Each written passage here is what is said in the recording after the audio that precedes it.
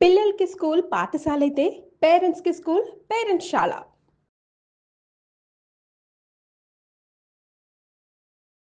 నమస్తే అండి. Ahmedabad air India flight crash. అందరూ చూసారు, ఫాలో అయ్యారు. ఎంతో మనసుని కలిచివేసే సంఘటనది.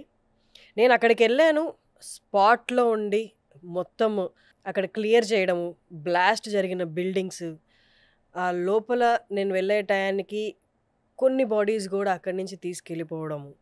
ఎవరైతే చనిపోయారో వాళ్ళ బాడీస్‌ని గూడా తీసుకెళ్ళడము. ఇవన్నీ దగ్గరుండి చూశాను నేను.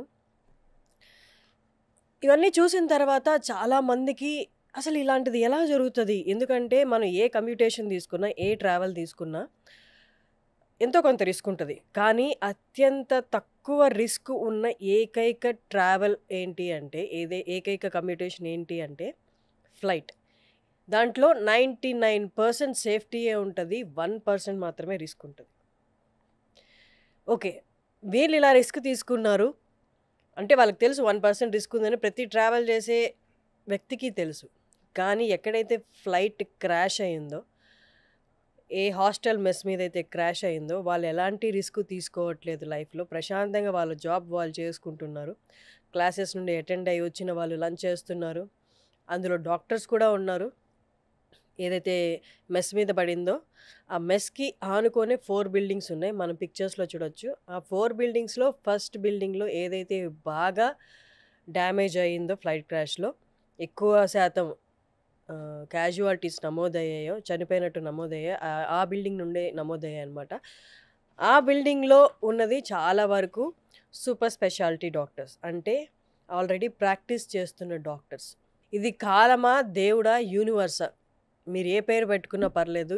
ఎవరు ఇలాంటి రాత రాశారు? అమాయకులు చనిపోయారు. ఒక్క పర్సెంట్ రిస్క్ తీసుకున్న వాళ్ళు చనిపోయారు. అందులో చిన్న చిన్న పిల్లలున్నారు. మన సుమన్ టీవీ విజువల్స్‌లో మీరు చూడగలిగితే మనసుని కలిచివేసే దృశ్యాలక్కడున్నాయి. ఇదంతా అందరూ చూసారు, తెలిసిందే. ఇప్పుడు నేను మీ ముందుకొచ్చి మాట్లాడడానికి కారణం ఏంటి అంటే, నేను ఆ ప్లేస్‌కెళ్ళి ఆ ప్రదేశాలన్నీ చూసిన తర్వాత ఖచ్చితంగా మానవ తప్పిదాలే మానవ తప్పిదాలే కారణం అని 100% మనం చెప్పడానికి లేదేమో అనిపిచ్చింది. అక్కడున్న వేదన, రోదన, మిస్‌ఫార్చ్యూనా మనం సేమ్. వాళ్ళు మనుషులే, మనం మనుషులే. మనం కూడా ఫ్లైట్‌కి చాలా సార్లు ఎక్కుంటాం. వాళ్ళకి, మనకి తేడా ఏంటి? వాళ్ళు మిస్‌ఫార్చ్యూనా? వాళ్ళు ఇల్ ఫేటెడా? మనం లక్కీయా? మనం లక్కీ అని ఎందుకు అనుకోవాలి? డౌన్ ద లైన్ డెత్ అనేది అందరికి ఇన్నెవిటబులే గదా! మరి వాళ్ళు చేసుకున్నదేంటి? మనం చెయ్యిందేంటి? ఇలాంటి చాలా క్వెషన్స్ ఎదురయ్యాయి. అలాంటి ప్లేస్‌లో ఉండడం వల్ల అనుకుంటా. ఎక్కడైతే బ్లాస్ట్ జరిగిందో, ఎక్కడైతే నిప్పులు 7, 8 అంతస్తులకి చెలరేగి అక్కడికక్కడు ఏమి జరుగుతుందో అసలు రియలైజ్ అయ్యే లోపల దగ్నం అయిపోయిన బాడీని చూసొచ్చిందా? అక్కడి నుంచి బయటికి ఇవన్నీ ఆలోచిస్తూ వస్తూ ఉంటే చాలా కోయిన్సిడెన్సెస్ కనిపించాయి. నాకెందుకో ప్రతిసారి మనం ఆస్ట్రాలజీ, న్యూమరాలజీ, లేకపోతే దేవుడు, యూనివర్సు ఇవన్నీ మన కంటికి కనిపించని ఎక్స్‌టర్నల్ ఫోర్సెస్ గురించి మనం ఎప్పుడు బ్యాక్ సీట్ ఇస్తాం. ఒక చిన్న చూపు చూస్తాం. ఎందుకంటే మనం దాన్ని రియలైజ్ చేసుకోలేం గాబట్టి. అది మనకి అర్థం కాదు గాబట్టి సంపూర్ణంగా. కానీ అక్కడికెళ్ళొచ్చిన తర్వాత చాలా కోయిన్సిడెన్సెస్ నాకనిపించాయి. ఆ కోయిన్సిడెన్సెస్ చాలామందికి నేను తర్వాత మాట్లాడుతుంటే ఈవెన్ నాకు కూడా అనిపించిందని కొంతమంది చెప్పారు. మీలో కూడా ఎవరికైనా ఇలాంటి కోయిన్సిడెన్సెస్ అనిపిస్తే ఒక్కసారి మనం రీచెక్ చేసుకోవాల్సిన అవసరం ఉందేమో. Maybe universe is talking to us. లేదా దేవుడు మనతో డైరెక్ట్‌గా మాట్లాడడానికి చూస్తున్నాడా? I don't know. మీరు దీన్ని ఆహ్, మూఢనమ్మకాలకి కేటగిరీలోకి నెడతారా? లేపోతే ఈ కోయిన్సిడెన్స్ అన్నీ యాదృచ్ఛికం అని చెప్తారా? బట్ ఉన్నవి కనిపించేవే నేను మీ ముందుకు తీసుకొచ్చాను. ఎవరి ఒపీనియన్స్ వాళ్ళవి. First coming to the numbers. ఇది 2025. అంటే మనం ప్రతి సంఖ్యని యాడ్ చేస్తూ పోతే లాస్ట్‌లో వచ్చేది 9. నార్మల్‌గా ఆస్ట్రోలాజికల్లీ ఆర్ న్యూమరాలజీ ప్రకారము ప్రతి ప్లానెట్‌కి ఒక నంబర్ ఇచ్చుకుంటూ పోతే లాస్ట్‌లో వచ్చే నంబర్ అంటే 9 నంబర్, 9 గ్రహాలు 9వ నంబర్ వచ్చేది కుజుడికి. మంగల్, ఇంగ్లీష్‌లో మార్స్ అంటాడు. అంటే ఈ సంవత్సరం నడిపించేది 9వ నంబర్ అని అర్థం. ఇప్పుడు మన ఇన్సిడెంట్ విషయానికొస్తే ఒక్కసారి ఫ్లైట్ నెంబర్ తీసుకుంటే ఏఐ 171 171 1 + 7 + 1 = 9. అక్కడ 9 కనిపించిందా? డేట్ 6వ నెల 12వ తారీఖు 1 + 2 + 6 9.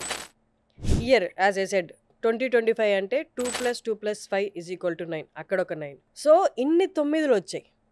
ఇంకొకటి బాగా ఇక్కడ కనిపిస్తూ ఉన్నది ఏంటి అంటే, ఎవరైతే ఎక్స్ సీఎం ఆ ఫ్లైట్ క్రాష్లో చనిపోయారో వారి కార్ నెంబర్స్ మొత్తము, వెహికల్ నెంబర్స్ మొత్తము 1206. అక్కడ కూడా 9 కనిపించింది. సైంటిఫికల్గా ఆలోచించినా లేకపోతే ప్రాక్టికల్గా ఆలోచించినా ఇవన్నీ కొట్టే బుద్ధి అవుతుంది. ఇలా ఎలా జస్ట్ అది కోఇన్సిడెన్స్ అనుకోవచ్చు. బట్ ఆస్ట్రాలాజికల్ చూస్తే మేబీ వాళ్ళ మాటలు పూర్తిగా పక్కన పెట్టాల్సిన అవసరం లేదేమో. ఎందుకంటే కొంతమంది ఆస్ట్రాలజర్స్, ఈవెన్ ప్రాఫెట్స్ ఇది ఇలా జరుగుతుంది అని 6 నెలల ముందే చెప్పారు. విత్ డేట్ టైము చెప్పారు. ఇలా జరుగుతుంది, ఇండియాలో జరుగుతుంది, ఇండియాలో గాల్లోనే ఒక 10ల సంఖ్యలో లేదా 100ల సంఖ్యలో మనుషులు మంట రూపేణ అగ్ని రూపేణ చనిపోబోతున్నారు. అది కూడా ఎర్ర రంగు ఫ్లైట్. ఎర్ర రంగు ఫ్లైట్ అని చెప్పలేదు, ఎర్ర రంగుతోటి అని. మనం మామూలుగా చూస్తే మార్స్ ప్లానెట్ కూడా రెడ్ కలర్లోనే ఉంటుంది. సో ఇవన్నీ కొట్టేయాలా ఏమో, కొంత అయితే ఆలోచన రేకెత్తించేలాగే ఉన్నాయి. ఎక్స్ సీఎం గారి నెంబర్స్ అన్నీ కూడా చూశారు. సో అలాగే వీళ్ళు ఆస్ట్రాలజర్స్ చెప్పేది ఏంటి అంటే, రాహు మంగళ్ కాంబినేషన్స్లో ఇలా జరుగుతుంది. ఇది హై ఎనర్జీ ఉన్న కాంబినేషన్స్. మన ఈ ఒక్క ఇన్సిడెంట్సే అందులో మార్స్ అనేది ఫైర్తో మనం సిగ్నిఫై చేస్తుంటాం అనమాట, మార్స్ ప్లానెట్ని, కుజుడిని. సో మనం చూస్తున్న ఫైర్ మిస్హాప్స్, ఫైర్ యాక్సిడెంట్స్ అన్నీ కూడా ఈ వాళ్ళు చెప్పిన హై ఎనర్జీ పీరియడ్ ఏదైతే ఉందో జూన్ టు జూలై మధ్యలో ఇది హై ఎనర్జీ పీరియడ్. ఇక్కడ చాలా మిస్హాప్స్ జరిగే ఛాన్సెస్ ఉన్నాయి, ఆల్రెడీ జరిగాయి. ఇది మేము 6 నెలలు 3 నెలలకు ముందే చెప్పామంటున్నారు. మన ఇండియాలో ఒకటి జరిగింది, దుబాయ్లో ఒక స్కై స్క్రేపర్లో మంటలు చెలరేగాయి. అలాగే నిన్న పూణే దగ్గర బ్రిడ్జ్ కొలాప్స్ అయ్యి 20 మంది దాకా గల్లంతయ్యారు, 6 మంది చనిపోయినట్టు నమోదు అయింది. ఇంకొకటి ఒక హెలికాప్టర్ కూలి అక్కడికక్కడే 5 నుండి 6 మంది చనిపోవడం జరిగింది. ఇవన్నీ అసలు వ్యవధి లేదండి.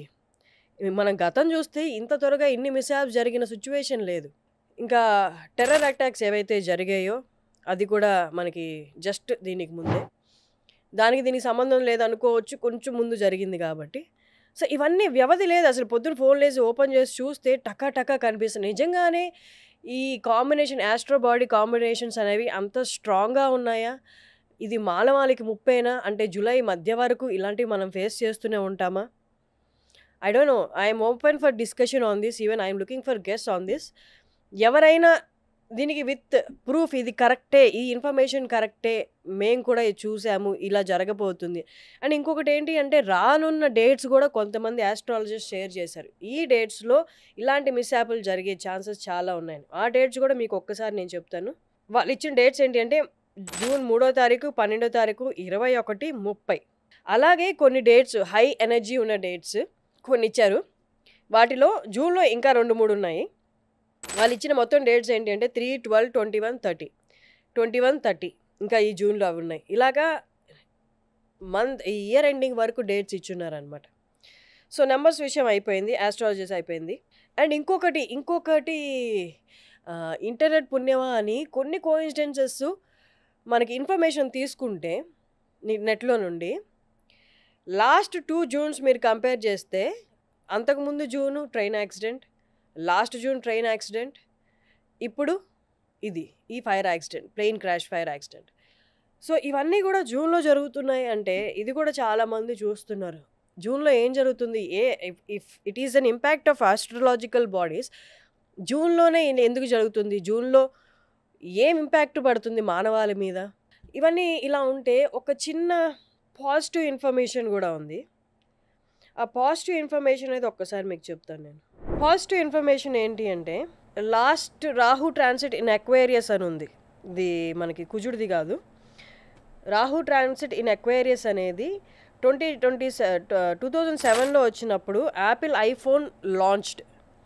అదే 2006లో ఫేస్బుక్ ఎక్స్ప్లోడెడ్.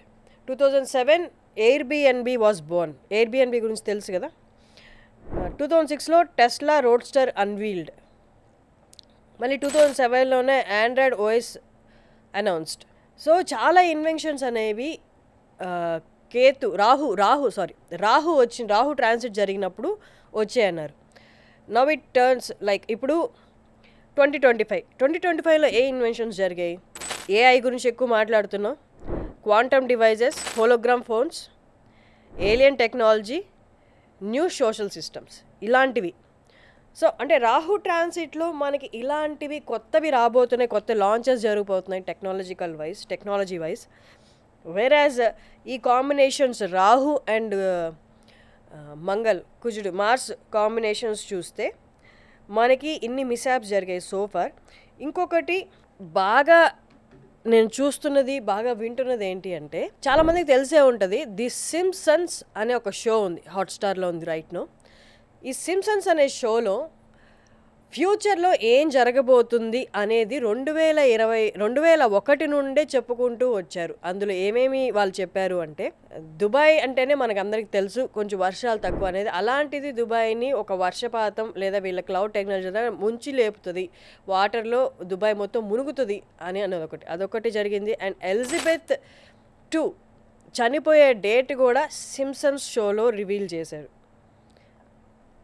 అలాగే యుఎస్ ప్రెసిడెంట్ ట్రంప్ అవుతారని ఆయన లాంటి ఒక కార్టూన్ పెట్టి ఆ షోలో చూపించడం జరిగింది. ఇంకొకటి ఇలాన్ మస్క్ అనే ఒక వ్యక్తి, అంటే పేర్లతోటి కాదు, మనం ఆ కార్టూన్ చూస్తే మనం ఇమీడియట్గా రికగ్నైజ్ చేయగలం ఇది ఈ పర్సన్ అని. ఇలాన్ మస్క్ కూడా ప్రెసిడెంట్ అవుతాడు అన్నట్టు కూడా చూపించింది అనమాట. సో ఇలాంటి చాలా కోఇన్సిడెన్సెస్ ఈ ఇన్సిడెంట్ తర్వాత కనిపిస్తున్నాయి. ఇంకొక మెయిన్ ఇన్సిడెంట్ ఇమీడియట్గా క్రాష్ అయిన తర్వాత మనకి కనిపించింది ఏంటి అంటే, మిడ్ డే అనే న్యూస్ పేపర్లో ఎయిర్ ఇండియా ఒక బిల్డింగ్లో నుండి క్రాష్ చేసుకుంటూ బయటకు వస్తున్నట్టు కనిపించింది. అది మీరు స్క్రీన్ మీద చూపిస్తున్నారు, చూడొచ్చు. ఇది ఆ రోజు పొద్దునే పబ్లిష్ చేశారు.